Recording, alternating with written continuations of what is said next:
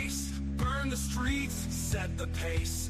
Ours, speed's the creed. Southern fried, race and breed.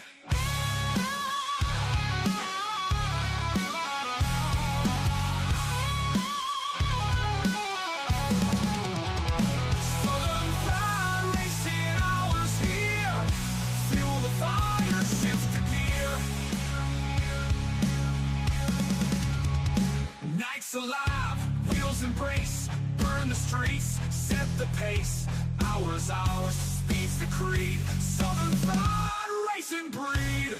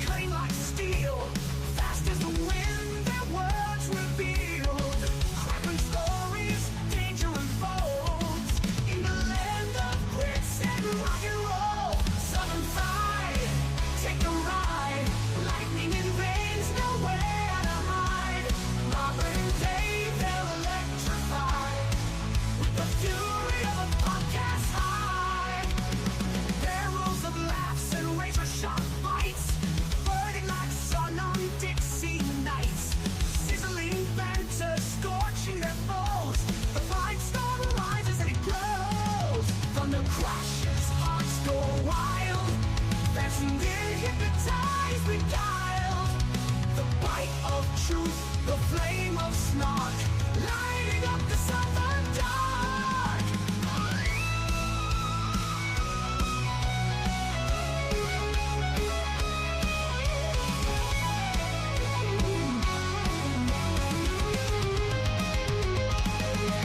Southern fried, take a ride. Lightning and rain's nowhere to hide. Robert and Dave, they'll electrify with the fury of a podcast high.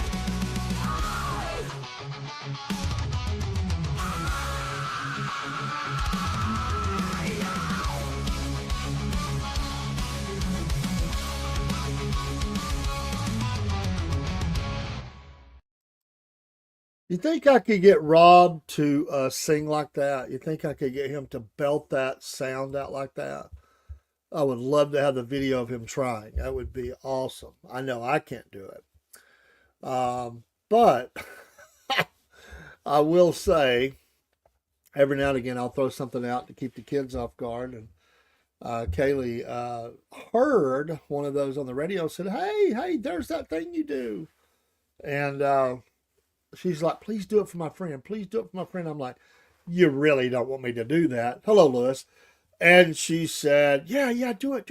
So I just let it sort of drift on, and then prepared myself to get into my really high, aggressive rock and roll voice and did it. And I thought the girl laughed so hard. And she said, I'm about to pee my pants.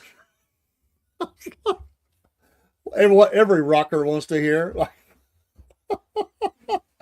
Oh, so if you can't make them watch it, you can just make them laugh. So, hope you're doing well. Hey, this is a discombobulated ending, starting, whatever. I totally messed up with the Podbean. It's on this time. I will get the program up to Podbean, but I sit over here. I could have swore I hit the button, but who knows? I didn't. So if you're in the live stream, you realize what a dummy I am, because I come back and told you. This is a late start because I was just enjoying talking and chatting with friends on here on Southern Talk. And now we're going to SFP News Desk, and we're going to talk to our friends again about some things that are in the news. Yeah, well, good. I'm glad it's okay, brother. Again, Patriot Mobile coming soon. Hopefully this week we will have get the green flag, as they say. I did play, by the way, that wasn't a, well, let me say, on the songs I played two back to back. I hit the wrong one, but I just said, yeah, I don't care. I'm going with it. I was just getting ready anyway. And they're both called Southern Fried Thunder. I need to rename one of them. I thought, that's the one. I have a 50-50 shot. That's the one. That's the one. Hit the wrong one. So that's mine. That's the racing show. They're very similar. I just liked them. I just tweaked the one and made it into me and Rob. So you get a twofer. It's twofer. Remember the old two for Tuesdays on the radio stations? I don't know where you are if they did that, but the two for Tuesday, you got the back to back with your favorite band. Of course, if it was a band you hated or you didn't care for, you're like, I got to listen to two of those two songs from that group. I hate them. But if it was somebody you like, two for Tuesday was cool. FCC rules prohibit them from playing much back to back. It's limited. By the way, you know what? This would be a great time. This would be a great time. I just thought of it. I need to get in touch with the president.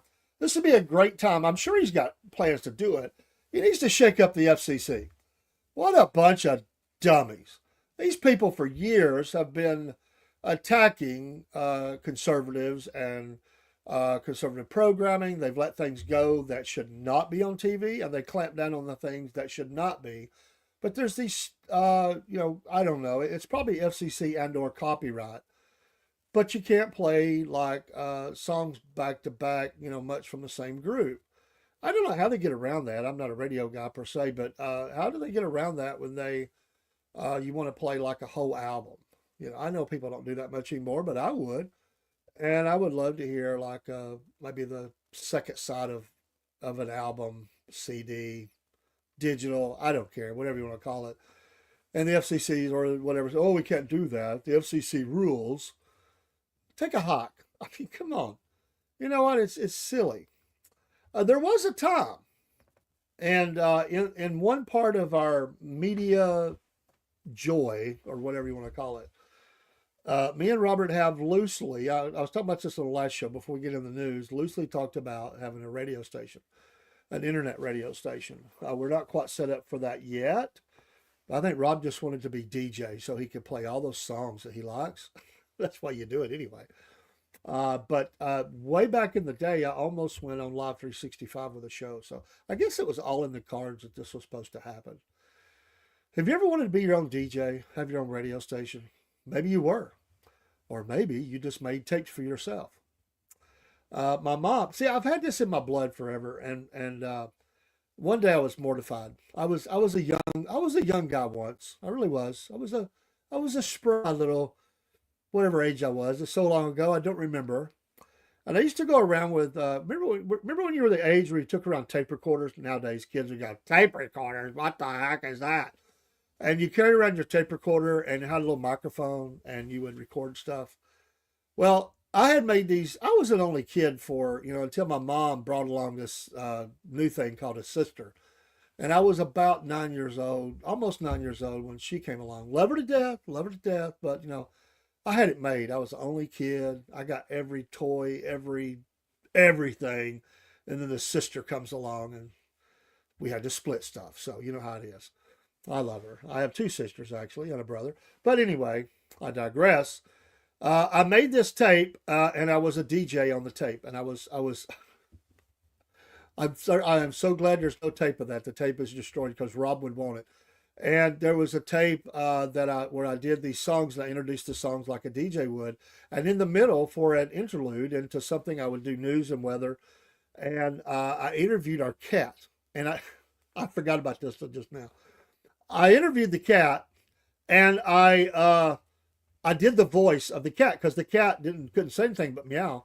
So I would do these voices. I just forgot about it. I really have forgot about it. I guess it was meant to be I would do puppets. So I did the voice of the cat and I left it in there. I just forgot about it. And I come home mortified because my mother and my sisters are listening later on. They found this is a long lifetime. One sister then, I don't think it was the other sister. And they were listening to this tape they had found. It was me. And I'm like, What are you doing with that? And my mom is rolling. This is great. You got to let me share it with the family. And I'm like, no, the family can never hear this. I was a shy kid, you know. And somebody tuning in the show said, news program, what the heck is going on? This guy's an idiot. Well, I am. But anyway, we are getting into news. Hey, today, the president, actually, he released it yesterday. He says that the talks are somewhat, this is his words, somewhat under control of a ceasefire between Russia and Ukraine. So they're going to try to stop further escalation of the war. Remember, it's not going to be a dead stop. Like they have to stop it slowly. We're going to stop doing this, and then we'll stop doing this. And as each side draws back, and if it holds, then we'll have a ceasefire, and then hopefully some peace. He said it is somewhat under control. A U.S. delegation will seek progress toward what they call a Black Sea ceasefire, and then a broader cessation of hostilities and violence in the war when it meets for talks with Russian officials tomorrow, Monday. Pray for those. We need this. All of the world needs this to happen. So the Black Sea would be that, that line where you got Russia over here, Ukraine over here. Stop hitting the ship. Stop shooting across whatever the border. A Black Sea ceasefire. I'm assuming that's what that means. So, Witkoff has claimed, and of course everybody will call him Trump. Trump, the whole crew. They'll say that they just love Putin and they're really behind him. But they are saying that the U.S. envoy Steve Witkoff, he said today that these talks ahead of that are ahead in Saudi Arabia, will end the war, and in Ukraine, and that he believes that the Russian President Vladimir Putin wanted to end the 3-year-old conflict. So we'll see. That's what they said. They did. We're to hold talks today in Saudi Arabia with Ukrainian officials on a possible ceasefire between the two, and then U.S. and Russian officials will then hold talks on Monday, also in Saudi Arabia. So if we get the little deputy over there to play nice and quit, killing the ceasefires, maybe. He goes on to say, I think you're going to see in Saudi Arabia on Monday some real progress, particularly as it affects a Black Sea ceasefire on ships between both countries. And from that, you'll naturally gravitate towards a full-on shooting ceasefire. Putin has agreed last week to stop attacking Ukrainian energy facilities temporarily, but declined to fully endorse a 30-day ceasefire. Trump hoped would be his first step toward a permanent peace deal. Ukraine accepted the 30-day proposal. There is criticism of Putin, obviously. And so, you have to deal with the characters that you have. You can't, it's not like you can put him to the side and say, we'll talk to these people over here. He's the guy you got to talk to. He has a delegation, yes, but everything funnels back through him. Nobody goes in there and says, oh, I make decisions for Putin and this is what we're going to do. No, they tell him, they have to call him every time and say, hey, this is where we're at. So everybody understands that. I remember in Saddam Hussein in the first Gulf War, he was obviously defeated, but he didn't want to be totally overran. We had swept across the desert. We hit that Republican Guard army with everything that we had. It was like a video game, and we just we rolled those armies up so fast. They were surrendering by the thousands, and they said we don't even see it coming. So anyway, they met in the desert. So Saddam Hussein, may he rot in hell. Sorry, he was just a murderous, rampaging lunatic. He told his lead general that went to the desert to wear his ivory handled pistols, one on each hip, like an old Western outlaw. And he said, I don't care what you agree to, as long as you wear these to the ceremony. And what that was a message to his people that he was still in charge. And so you better watch what you say. You better watch what you do. Those little knocks that would come in the middle of the night at the doors, we're still here. So he was satisfied with that. And those guns was his message that we're standing up to the Americans because they didn't get his guns. And so that's truth. He said, you can agree to, I don't care what you agree. You can agree to anything. I don't care. But you better wear these pistols into the meeting in they had a tent out there in the middle of the desert, or you won't want to come home, meaning you won't live.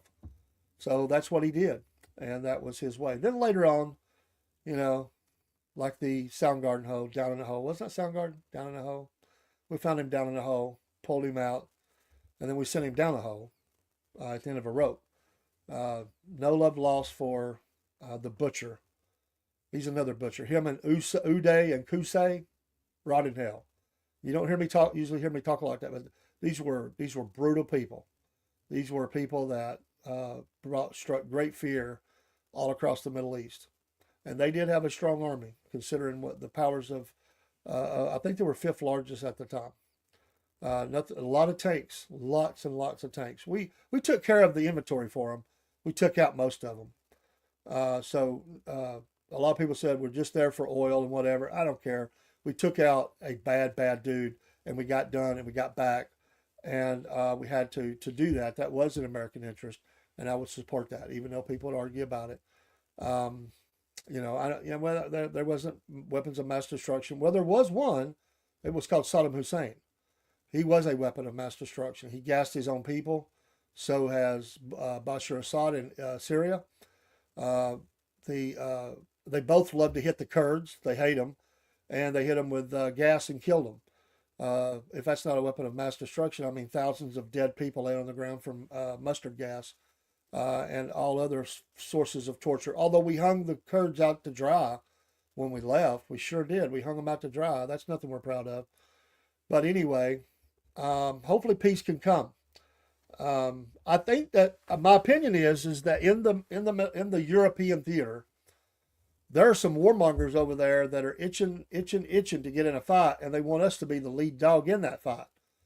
That's the whole idea of Zelensky coming over and trying to, power trip up on our president and vice president. Sorry, dude, you blew it. And this guy wants to continue the war. He sure does. The Europeans want to continue the war. They're calling us all kinds of names. I'm sorry, you don't hurt our feelings. We're allies, but you know what, little British generals, shut up. We don't care. You couldn't handle it. If you wanted to handle it, you'd be out there in the lead. Where's the British armies? You're so upset because you don't have the British Empire anymore. Well, we're not your proxy to help you establish your footprint across the world. There are warmongers in our own nation, hint, hint, Lindsey Graham, who want to see war with Russia. This is not a good thing. Do you want your sons and daughters going into that kind of war? Because that's what's going to happen if we don't settle this thing. And I refuse to let little man Zelensky lead us into that. And I believe the president feels the same way. So I'm sorry. I that's not professional, the things I say about him, but I can't stand that guy. And he is a problem. And we've got to move him to the side. But it's not easy to do. But I really worry that peace will not take unless that guy is moved along. They need some new leadership there. Yes, Russia needs to pull back. Yes, they're not going to do it. They've got the Donbass. They've got a land bridge now all the way from the Kursk region all the way down to Crimea, and they see that as the old part of their old country, the old mother country, and they're not going to give it up. I'd be really surprised. And to push them off of that probably requires nuclear war, at least the smaller type of nuclear war, if not bigger. And I don't think anybody wants that. So it's really easy for some people to get into the war mode, to beat the drums of war. I hear this all the time. And yes, sometimes war is necessary, unfortunately. But you don't need a protracted war that drags on and on and on. And I will say this, if you're going to hit them, you better hit them hard. And you better hit them so hard that they don't want to respond. But it's hard with Russia because it only takes one flip of a switch. You can do that against some nations. You do that there, and it's bluey. So I'm not worried about the end of the world like that right now because that's not prophetical anyway. Although there's going to be a lot of damage that's done. My opinion. Some can disagree. Our old boy, um, Waltz, he was talking about um, the taking out of U.S. killed key Houthi leaders in the Yemen strikes. Well, good. The U.S. military has not released a lot of info about those strikes and how much it accomplished. And so there's not a lot of details as the Houthis renew its attacks on the Red Sea shipping over the war in Gaza. They did say they hit their headquarters, they hit their communication nodes, weapons factories, even some of their over the water drone production facilities. They didn't identify the slain missile specialist and gave no details on the other leaders who have been killed. But there were some key leaders, and that's part of your attack is to command and control, and that's what they've done to Hamas as well. Is they hit their command and control structure, and take that out and at least make them scramble to get those things set up again. So yeah, Witkoff also went on to say that they want to negotiate with Iran on nukes. Dicey stuff here, right? Donald Trump's outreach, this is Newsmax, to Iran's top authority, the supreme leader, Ayatollah Ali Khamenei, on a possible new nuclear deal is an effort to avoid military action, U.S. Special Envoy Steve Witkoff said on Sunday. We don't need to solve everything militarily, he says. That's a quote. Our signal to Iran is let's sit down and see if we can, through dialogue, through diplomacy, get to the right place. If we can, we are prepared to do that. If we can't, the alternative is not a great alternative. So we know what that means. What this means is that the U.S. stance is that we're not going to allow a nuclear-armed Iran exist in the Middle East in that capacity. So to go back, they may have more than one facility, but their main facility is the Natanz facility, which is buried deep in the sand. So deep, they say our bunker busters can't get to it. Well, there's ways around that. And so just like Iraq's nuclear ambitions got attacked very early, which, by the way, this should have happened early on. We did hit it. We have hit it. I say we with partners in the world, i.e. Israel, have hit the code to the nuclear facility and we basically sent a virus in, a massive virus that destroyed a lot of their abilities on the technological side, the electronic side. Very well known. They got it in, and it did massive damage to that facility where they couldn't operate it like they normally could. But they've always talked about if they get enough nuclear, fissile material that they can use to tip a missile, and they have missiles, the Shahabs, which there's different levels of them. They have a Shahab that it is believed could hit the U.S. At one time, everybody said they could only hit their neighbors in the region, be they Middle East, Europe, or whatever. But it is believed they have the missile capability, and North Korea as well, to hit the United States of America. This is why sometimes you got to sit back and you got to listen to what people say and then analyze the why. And there wasn't a lot of talk about it. But when President Trump, one of the things he's been talking about is this missile shield. And he knows and has been advised, which that's been there for a long time and nobody wants to talk about it, is the EMP possibility and or nuclear missiles falling out of the sky in America. And basically what that tells you is that they can't stop them having what they have. So there's two things here. If they will stand down and not use and give inspectors time to look at it and ensure they're not tipping missiles or don't have that type of capability or whatever, then fine. If not, the world's going to have to take care of it, i.e., the United States, because these, especially with Iran, they're crazy and they'll just do anything. So you can stop the missiles on the ground through different means, and if that fails, the fail-safe would be the missile shield around for the United States. What that tells us is that this is now serious. Remember, they just kept placating them and giving them money. And oh, it's just for electricity. It's just so they can have nuclear power to power their homes with heat, just like the rest of the world. And we as humanitarians want to allow the Iranians to be able to do that. Are you kidding me? Like, you really thought we're that stupid? And do you really think that they're trying to do that for their people? Look how they treat them. No, anybody that has a common sense and IQ above 10 understands what the Iranians were doing. And so all of this talk says that the capability of that is to come there. And okay, thank you for the comment. I mean, okay, but this Natanz facility is buried very deep, and they said they can't be hit, but there's obviously ways around that. But the North Koreans also have the threat. They've also threatened to hit Japan and other countries in the region. So, you know, if you're going to deal peace through strength, then you force them to back down.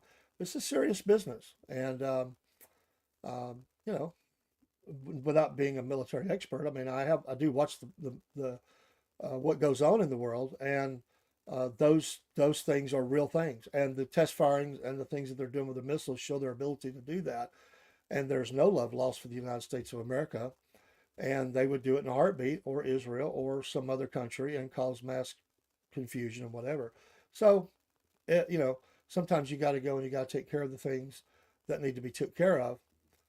There, you absolutely have to do that. We'd prefer not to have to do that, but if it's a threat, then you got to take care of that threat. And so, yeah, that is absolutely a real threat, and people can believe it or not believe it. And so, yeah, and say bye, Quick Star Sticks Productions, whoever you are. We don't need your comments. So it is of a real truth that we stop them from that. So the mullahs, the ayatollahs, and those over Iran are bad actors. I mean, they promised that they would drop the bomb on people, on countries they're against. They also supply the Russians with a lot of their drones. It's a money-making deal. You know, Russia buys them and they make money that way. They also buy some of the oil and stuff, I'm sure, some of the energy from Russia, and they work out deals because Russia's a restricted country. And, you know, they're two actors working together. North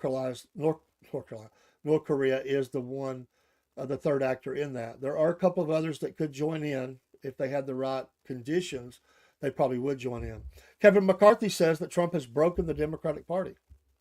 Strong statement, but there are, and I mentioned it before, that it does seem that the Democratic Party is kind of caving in.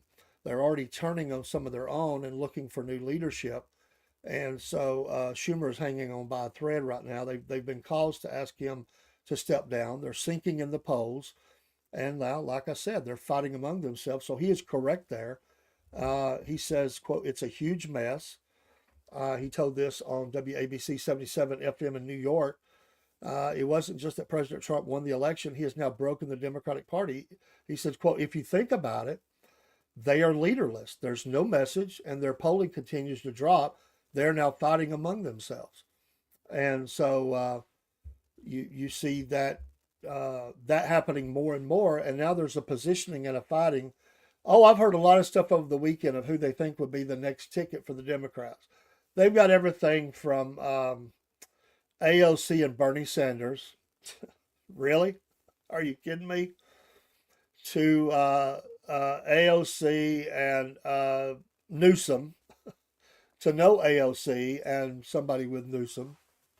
Uh, Hakeem Jeffries has been mentioned um, as a potential lead in that, or the backup, meaning the vice president, and has mentioned it. But but Hakeem has not shown something there. They love him, but he's been weak himself. So it would just be interesting to see. So who is bringing in the crowds? Well, it is AOC, and it is Bernie Sanders. They've been campaigning basically, and we talked about those numbers that they were pulling, and people are, that are follow that crowd, love to go in there and support them. I just can't believe anybody would want to prop up Bernie Sanders. I mean, he is far past being able to lead that kind of thing. Now, AOC's young. She's got a she's got a voice, whether we like it or not, and she she is definitely trying to position herself to be in the middle of this. And to give her credit, which I'm not don't like her ideas, she has from the beginning been attacking some of the old guard leadership and saying they need a new message. And younger people are resonating more with her message. They obviously are Biden or the Clintons or Bernie, even though he's out there with her right now. I think that's just to give her legitimacy from someone who's been there for a long time. But she challenged that, and the Obamas, and even Kamala, that messaging is it's not succeeding, it's not winning, and it's not a winning ticket. So there's a lot of scramble for that. So he goes on to say that the real leaders right now are AOC and Bernie Sanders. He said these are the two that's getting the crowds. So I don't know. What's your thoughts on that? It does seem to there is a suggestion that Newsom has he's changed his delivery a little bit. He's not been as vocal about certain things. In fact, he's kind of come online with some stuff, not to be as controversial in only the way he can. It's not that it's all the way, but I could see him being on a ticket, possibly. So Gavin Newsom will switch his colors to fit whatever narrative he needs to be elected.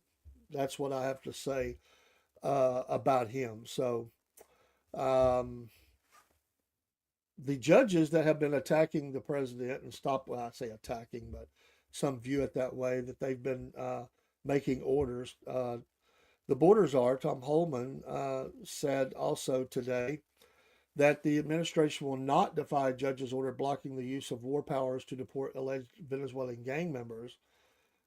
He did say that today. So they're not going to do that. There was the one plane that was already in flight. They didn't turn it around. They're appealing to the Supreme Court and trying to get clarification on this. But, we'll see. But he says they're not going to do that.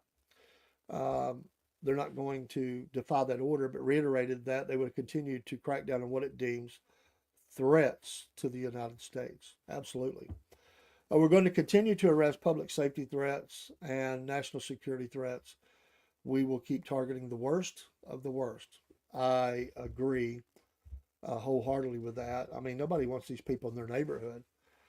Who wants the gangs to come into their neighborhood? I don't think anybody does. Um, the JFK records were released to a lot of fanfare, but so far not a lot of meat on the bone.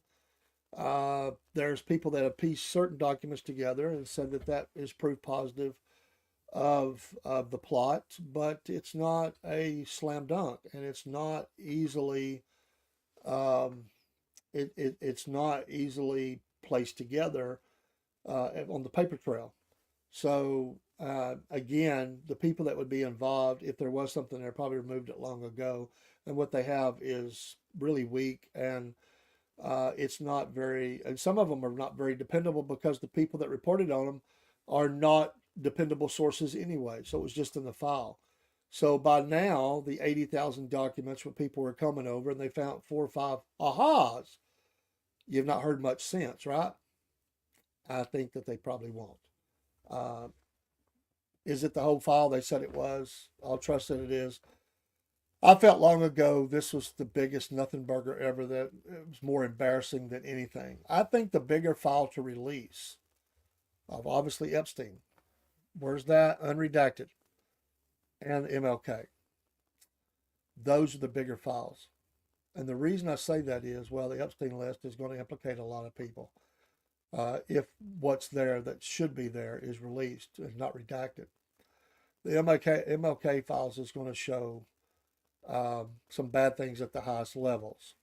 It won't change the narrative of how it happened. What it will change is just how ugly people can be. And I suspect in those files, pretty well it's known that people that were close to him know they have evidence of some stuff that was. Everybody has a closet. I said this last week. Everybody has a closet, and those files probably reveal the spying that was going on, which is horrible in itself, but also will have details, and those details, if not redacted, could be embarrassing.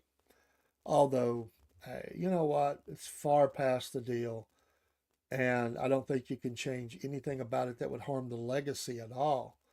But at the same time, it could be seen as it could be upsetting, certainly to his family. And I'm not so sure that we're going to see much of that one either. I think that it will come out redacted, a lot of it. I know what the president said, but these two things have, whether it's him or Pam Bondi, ultimately the buck stops there. What really goes on with that, I don't know. But it's not. I don't think it's going to be it's not going to be the blockbuster movie, and there's not going to be people arrested and thrown in jail. And most of them are dead anyway. But conspiracy theorists love to talk about those things, but I just don't think that it will. By the way, on Pam Bondi, I would like to see her be a little more aggressive on some things she could do in her role. And there's others that have been voicing this opinion that it would be nice to see her be a little more aggressive in some areas regarding the judicial part of it, which obviously is Attorney General, that she could do and get some of these people in line, so to speak. I'm not saying control, just get them in line, because it seems as though that is a plan to slow down and or stop the president's and his administration's agenda moving forward for what they wanted to accomplish. So I think I would like to see that too. I think I still believe in her. I think there's been a couple of missteps. The first release of the Epstein files, that was a misstep. It just wasn't. It was done bad. And so if you're going to talk big, you got to be big, and you got to deliver. And in a couple of cases, she could have, I believe, done better on that count. So we'll see. Well, the astronauts got to come back home. That's nice. It's good to see them splash down. You can see the effects on space on them. I mean, obviously they couldn't dress up themselves like they would here, but definitely aging. Space is not easy on the body, and the female, she aged quite a bit in that time frame. Well, it's tough. I'm not going there. Not that they would want me, but I definitely would not want to go up into space, and certainly wouldn't want to be there for a long time. It is not good on the skeleton. They've come back. They've done tests. The longer you're there are breakdowns, and there are long-term effects on these astronauts. They choose to do this, but it is not good for the human body. They've learned a lot, but you need a rotation, and you need that rotation to happen pretty quick. At least for these that are floating around in space and/or moon operations, unless you can find a way to build something that has gravity hold in it, it's not good on the human body, and that's just a fact. And so the longer you're there, the more damage it does to the human body. And she's already, what was it, 52 or something? I can't remember exactly. Maybe not quite that old, but anyway, she's going to have some probably some health issues off of that, because they weren't supposed to be there that long anyway. And I know there's been Russians that have went up and others, and they've set these records for how long they're in space. But they did suffer when they got back too. I mean, they set the record, but it was not easy what they went through. And so I just say, God bless her. Hope she's okay. All right. There's liberals are not happy that Kristi Noem says that she's going to set foot in the notorious prison where the U.S. sent the illegal gangsters. Uh, so there's a lot of people that are not happy about that. But she says she's planning to visit several spots in Central America next week, including El Salvador's Terrorism Confinement Center, where hundreds of those were deported last week. DHS Assistant Secretary for Public Affairs Tricia McLaughlin told Fox News Digital that Noam's trip underscores the importance of our partner countries to help remove violent criminal illegal aliens from the United States. President Trump and Secretary Noam have a clear message for criminal aliens considering entering America illegally. Don't even think about it, McLaughlin said. If you come to our country and break our laws, we will hunt you down and lock you up. But there are people that are not happy about that trip. But you know what? There's people not happy about everything that we're doing, or anything that we're doing. So get ready to hear a lot of those voices that are going against it, everything that they've said.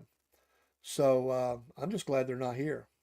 And we don't need those kind of folks in our country. So yeah, it's good. Go down, check it out, see what's going on. The bleeding hearts will cry, cry, cry for those people. Kash Patel is, he's kind of been in the news a little bit. There's some video out there of him, saying that he's going to root out, fraud and abuse wherever it's at. Good to hear that. That's refreshing to hear, and not one-sided. I mean, whoever and whatever is doing it doesn't matter to me. Let's stop these people and see if we can get our country back on track and get the fraud reduced. I had some folks that were attacking his work, considering the VA today on one of the social streams of something I put up. And there was some dialogue that was back and forth between patriots and this individual. And this person was making the claim that, which is unfounded. And so just put a bunch of stuff out there. So there's a lot of dissemination of what I would call false information, misleading information, and trying to drive fear. And one of the mega minutes this week is going to be about, I believe the administration needs to get ahead of the news, anything to do with Social Security and or VA benefits. They need to be very clear, make their steps very sure, because this is a sure way to stir up dissent in the country. And don't worry, the Democrats are all over it. They're already crying foul. And they're putting information out there that veteran benefits are going to be cut, and vets not going to be taken care of, seniors not going to be taken care of. And so that has been driven ever since the speech, even before that, to Congress. They have been talking about that, and they see this as a tool to strike fear in the nation and pull away for support for the president. Don't fall for it. Don't fall for it. Stand with him. But along with that, like I said, I think that they should be clear about next steps for how they're going to address those things. We know that the Social Security is going broke. Why? Because they took it all those years. So they're going to have to fund it anyway. So they've already took all the money. 60, 70, 80 years or whatever it is of stealing. I mean, that's what they did. They took the money. The money's gone. What money's there will run out pretty quick. So they're going to have to fix this. So he needs to be clear about it. Every president sort of pushes that off. They just create more debt, pay for it out of the debt, and they don't really deal with the thing. You got to take care of that, and he's going to have to do that. And it kind of stinks when you're a good leader and you come in and you got to clean up stuff like that. And yes, he was there before. He was being hit by all sides and had COVID to deal with, and dealt with it a little bit, but not really to that point. But I think now is the time, and they need to make concrete steps that Congress can agree on to keep this thing funded. And the baby boomers are a huge block, and those numbers are just raising the retirees, how many of them there are, off the scale. And it's going to take some time before that number starts to decline. So it's really hitting hard right now. And that drain on the funds of Social Security is going to be more of a drain now because of so many people that are retiring. So uh, it's just my thought. Again, everybody has a thought. My thought is that they could put out something that would let people be at ease about it and say, listen, we're not touching this. We're not doing this. This is what we're going to do. We're going to make it better. And here's how. Because if you don't, there's going to be voices that are going to fill the vacuum and the void of them not being vocal. And they may. I'm not saying they won't. I just think they need to do this and get that information out there and let so that people don't. Because every time there's a problem, it's always, well, they're going to cut your checks off every single time. And I get people that believe that. And they'll call me and they'll say, have you heard anything about our checks not coming in? I'm like, no, it's a lie. And it scares people, and I understand that. They're on fixed incomes. So the administration needs to take a lead in this and get ahead of it and bring assurance to these folks that they're going to be okay. And I think that's very, very important to do that. Let me take a quick break. I didn't run any commercials the last show, and I probably need to do that. So let me get a couple of commercials out there, and then we'll come back and finish up on this Sunday night. I hope you've had a great day. It's great to be alive. It's great to be in America if you're an American, and these are exciting times. Got some tough spots, but it's exciting. We'll be right back. Hey folks, Dave in the AM here with the Southern Fried Podcast and the Cornbread Nation. For many weeks now, me and Rob have been telling you about our affiliation with Dubby Energy Drinks. I've been drinking some of them on the show, and I just got in today the powder version, and this is the Pond Blom version of this. And hey, I tell you that it gives you the focus and the energy without the jitters or the crash. There's no sugars, no fillers, no artificial dyes. So get you some Dubby today. Use the promo code Southern Fried, and you'll get 10% off each and every order. Not only can you get the energy drinks, but you can also get some cool merch items. In fact, soon we're going to have a hat to show you as an example of some of those things. There's shirts and other things you can get as well as containers to mix up the powder and the water into that you can carry with you. We appreciate your support of the Southern Fried Podcast and also of Dubby Energy Drinks. We'll see you again soon. Take care.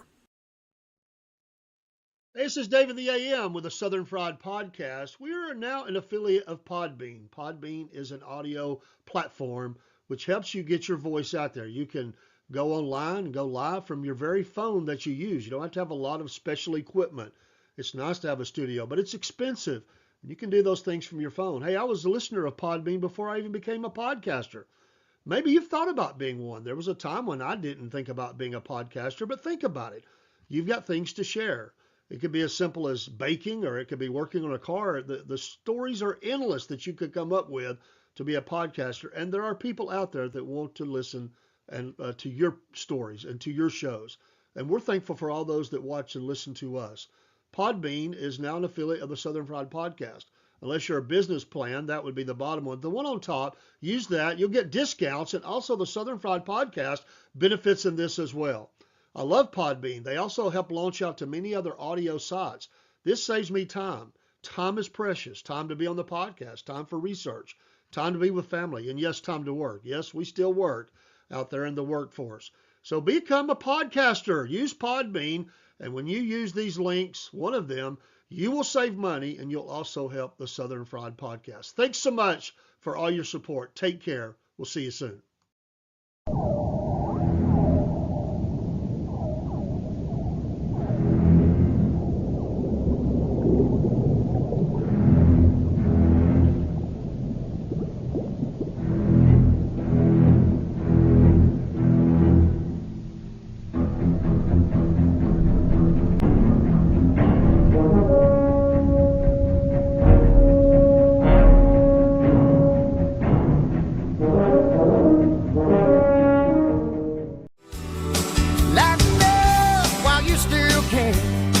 Don't even try to understand.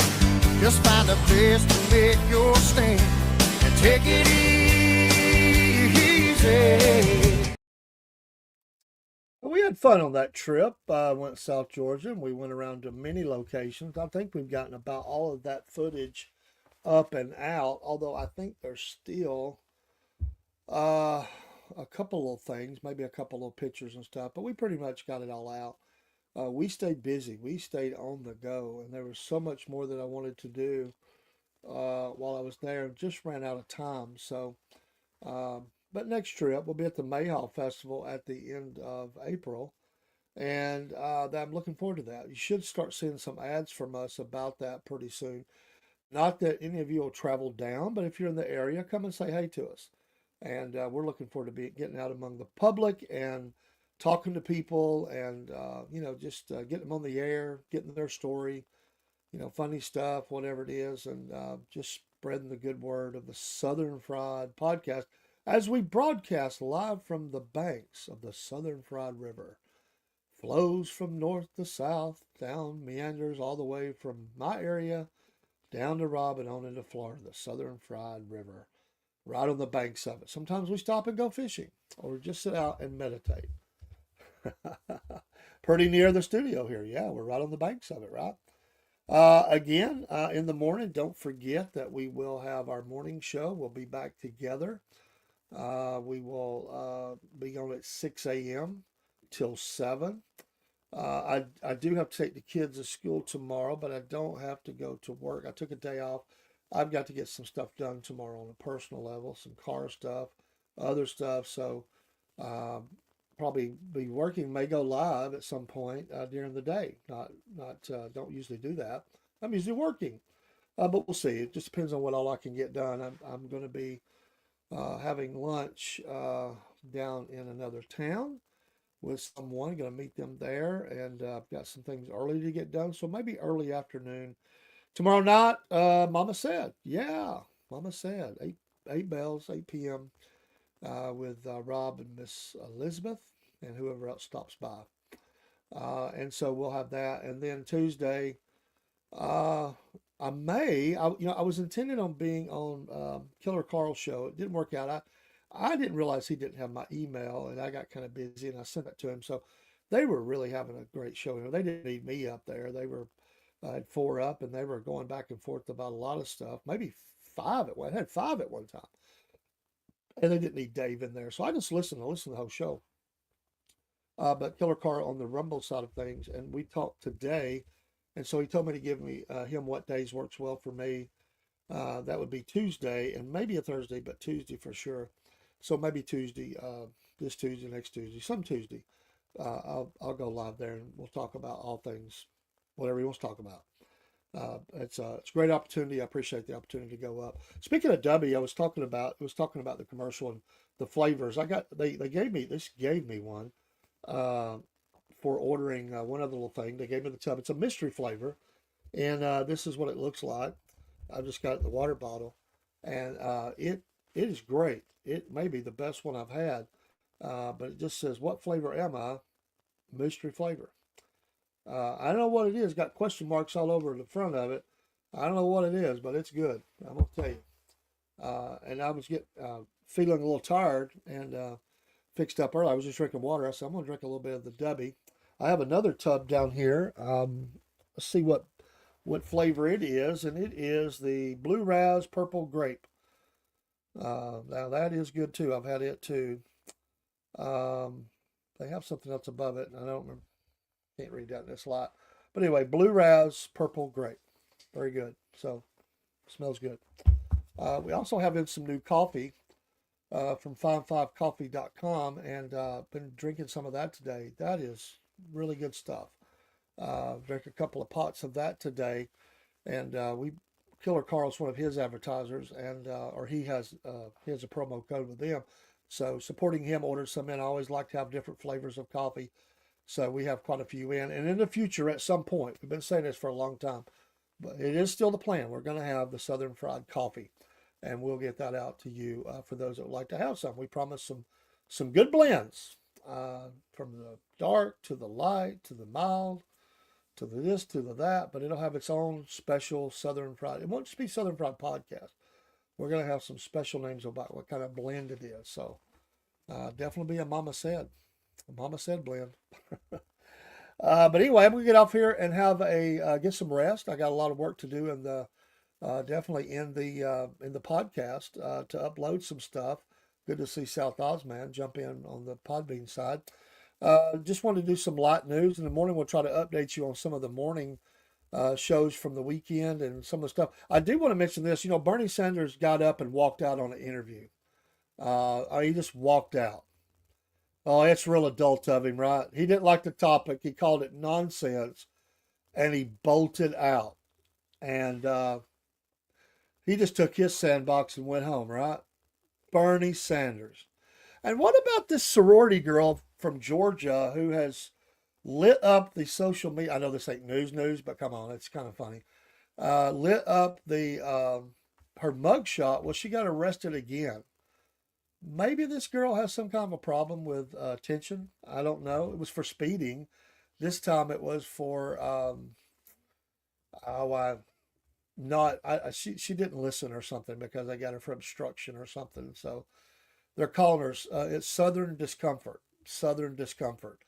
Oh man, I mean, come on. Or is it a social media type thing? Does she have? Was it? She got called twice in like 3 minutes for speeding. So it sounds like to me you're doing it on purpose. You're trying to get recognized. Is she going to launch the new podcast? Does she already have one? I don't know, but come on. It's, let's not waste officers' time and getting arrested to get your mug shot so that all these bozos out there can ooh and ah over you. And now, some people said she looked like she had a little crazy going on. I don't know. They said the second mug shot really showed the crazy. The first time somebody said her eyes looked like she had crazy. I don't know. I don't know how some people maybe you can spot that. Some people you can't. But maybe she is crazy. I didn't use her name. You can go look up the story. Another thing that happened, a stuntman crashed to the ground as a human cannonball. It was an act that went horribly wrong. There's that point when we were kids and we decided it would be a great idea to jump something on our bicycles or our skates or just jump. And we kind of dared each other and we kind of upped the ante, double dog dare you, all that. And there's always that point where somebody got hurt. I mean, that's kind of what happens with especially guys and girls that are wanting to show the guys they're not all that. But there was a handful of times when you're at that moment and you're going through the air and you realize this is not going to end well. And so you prepare for the impact. That's a bad feeling. And you're just hoping that you don't break bones or die. So I'd like to hear the interview with him about what he said here. I haven't watched the interview, but I would like to hear what he had to say. He is wearing his helmet, but it didn't go well. It's like Evel Knievel jumping over the Snake River. Didn't go well. Some of his jumps didn't go well either, but that was the entertainment, right? I wonder if Super Dave Osborne was the inspiration for this guy. Remember Super Dave Osborne? That was a Showtime thing way back in the day. And he would run into stuff, jump stuff, be shot out of stuff. It'd be interesting. I'll have to look this up and see what he had to say when I go off the air. That was never my idea to be a stunt person and jumping over things like that for money. I did it because I just wanted to see if I could do it. It was enjoyable. But when I landed wrong, it hurt. And I've got friends that have the broken bones to prove that it hurt. I was fortunate. I only broke one, well, really a fracture, not a full break, one bone in my body, and it still hurts. It was my wrist, but that was from sports, not from being a stunt. Doing stunts or daredevil or double dog dare you or whatever you said to get people to do that. I was never that type of person. And on that note, before I leave, what about these idiots? I'm sorry that they go and they run over stuff that's real high up in the air, and they jump and they frolic and they wear no safety, stuff. Okay, I guess there's people that are into that. I'm not. I just turned the channel. It's not impressive to me. I guess all my years in safety just makes me cringe at that. I support their freedom and right to do it. It is their freedom. But I do know somebody I didn't know them well, but I knew of them, and I'm trying to be careful here because I don't want to hurt anybody's feelings from the area because they lost their husband, and the base jumping that people do is very much into that and lost their life. So sometimes things do go wrong. In this case, I think it was a gust of wind that caught them at exactly the wrong time, and they went off the mountain, and unfortunately, they passed away. And so I've saw the effects of a spouse and children that were left without a dad. That's a tough balance, ain't it? You don't want to live in a bubble. You don't want to not do things, but at the same time, you got this. You got your family. So my need for adrenaline rush to do what I want to do when I want to do it versus my family, my kids, my wife. That's something we all have to think about, right? Or my husband, if you're well, that's you're the female. And do I do things the same things that I would do when I'm married with kids that I would do single? I'd say most times the answer is no, although there are people that do that. That is their right to do so. Uh, and the older you get, most people, the less likely you are to do that. Becomes bones break easier the older you get.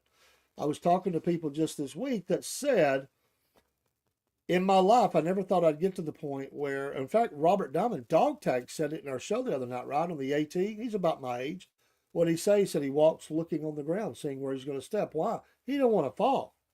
He's already fell once. You lose your balance a little easier.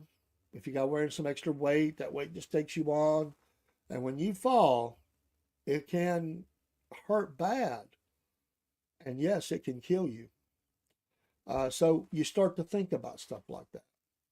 And so I've seen that from both sides. And I wonder what, I heard these people come to the funeral. I went to the funeral and I heard some of them say this guy was the inspiration of them. And they got into the sport because of him. He was the expert. He was this or that. And, legendary status and all that. And that's fine. But what I was looking at was a wife and kids that were grieving and are still grieving. And so at some point, I think you have to really kind of put this part away a little bit, find another outlet for it, and think about the long term, being there for your family. My opinion. I'm not telling anybody what to do. It's your life, live it. You only get one shot. But I do think about those things sometimes because I have a wife and I have a granddaughter I'm raising, and I also have grandchildren. And my goal is to be able to walk my grandchildren down the aisle, or maybe even preach the ceremony do the ceremony for the marriage. If they so choose for me to do that, I'd be honored.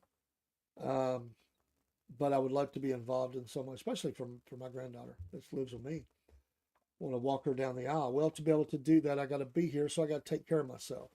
And there's things that I can do that I need to do better, but I want to do those kinds of things. And so I think you can still have fun and you can still do what you want to do, but you just measure it and you don't have to. Because one thing about the adrenaline thing, once you've accomplished one level, there's always that next level, next level, next level. Where do you draw the line at? At some point, it becomes too risky, and you can't one up it. You got to you do something, get rid of it. I talked to a guy, matter of fact, that was at the funeral, and he said, or maybe he talked, maybe I didn't talk to him, but I heard him talk. And he got into it. He had lost track of his friend. They reconnected, and he went up and he did a jump into a dark quarry. And he said, I did that jump and I satisfied my need for it, and I never want to do it again. He said, I do not need that in my life. He said, call me what you want, but I choose to be here with my family. And he said, that jump was the scariest thing I've ever done in my life. He said, I'm glad I did it, but I'm also very glad nothing bad happened. He said it was you just jump into darkness. You couldn't see the bottom. You just went in dark. When you got down and you turned on a light, I guess. But um, not me, Jack. Lewis, you making the jump down the hole. Not me. I'm not doing it. All right, folks, let's get some sleep. For you night owls, I do some late shows sometimes, but it's not going to be tonight. Maybe tomorrow night. This is pretty late for me. I'm going to get up here, get some rest, get ready for tomorrow. Got a lot of stuff to do and a lot of podcast stuff. So take care. We'll see you soon in the morning. 6 o'clock comes early, so we'll be live on the air with Rob in the morning, and we'll update you on news, weather, sports, whatever. Not to you, Lewis. Take care. If you talk to Miss Juliet, tell her I said hey from the Southern Fried, and we'll see.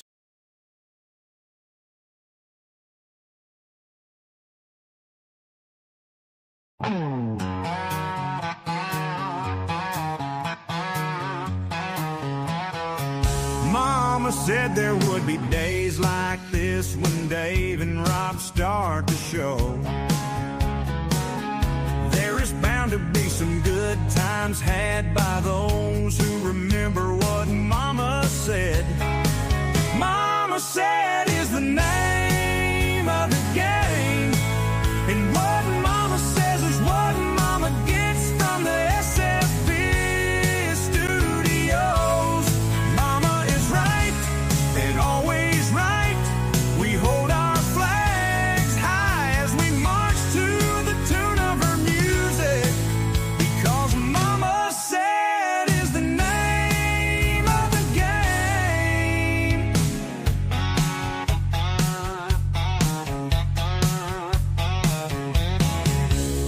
On Monday nights, sure we know what to do and what to say, because we love our mamas, and that's the fact, Jack. Mama said is the name